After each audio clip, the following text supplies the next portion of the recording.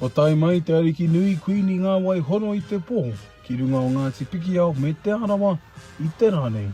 Ako i te whakaaro ko te noho ngātahi, ngā iwi o te Arawa, ki te pohiri atu ki tō tātou kuini i tēnei rā. Hei aha, hei whakanui i tēnei rā Poukai, me te mea no hoki he Poukai tēnei, hei whakamahara, hei whakamaumahara ki tō tātou Arikinui, te atairangi kahu. Ko rehua mihaka te māngai o Ngāti Pikiao ki runga i te paipai o Ngāti Hinerangi ki tāheke marae.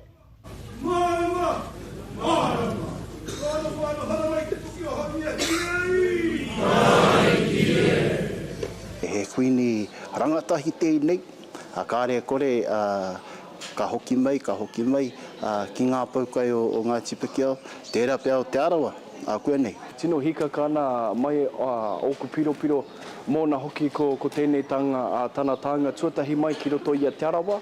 O tira mō tētahi kaupapa hira anā ko te Poukai tēnā. So, kei te hika. Ko paiaka uri o Ngāti Pikiao te tehi o ngā rangatahi o te iwi e whakamāramana i te hikaka o te reanga rangatahi ki te tautoko i te Poukai nei. Ko te wāhi ki tō tātou kuia mōrehu i nā ko te kawekura tēnā.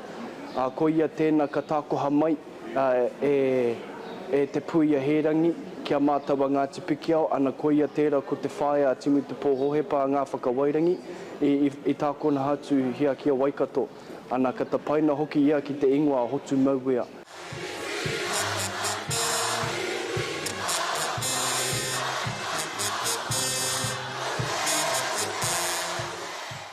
Ko ia te rā, e rima te kaumā iwa tau ki muri nei, i tanu mea teure tārewa o te Kiingitanga koro ki runga o taupi. Mai o tamate kapua ki a rangitihi. Mai o rangitihi ki a Kawa Paora, ki a Pikiao rangi, heka iho mai ki a koro ki, he tātai tāne katoa.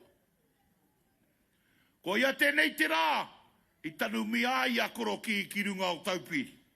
E hongi tahi ana te Kiingitanga me Ngāti Pikiao ki te whakatairanga i ngā whakapapa me ngā kāwai whakaheke ngātahi.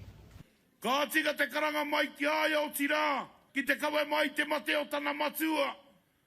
O Kiingitu heitia pōta tau te vero te tuapitu, nāna te kaupapa nei whakapuma.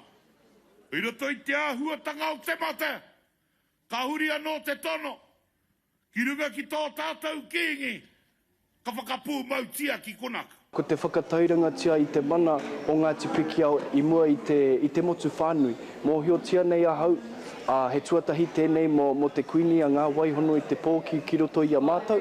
Ana anei ke te ataimira hei whakatairanga hia i tō mātau mana a Ngāti Pikiao ki te motu.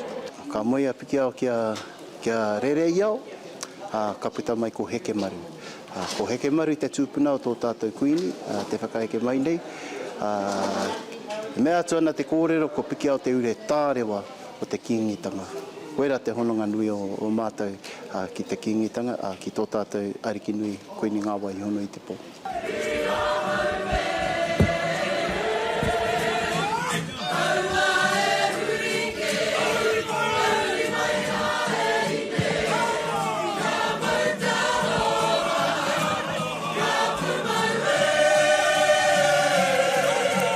E wai atatahi ana ko ngā iwi o ngā waka o te motu, a te Arawa atainui me ngā kārangarangatanga maha, kua hui mai nei ki te whakapakari i te Kotahitanga o te iwi Māori. Te Kawa Paora, Aukaha.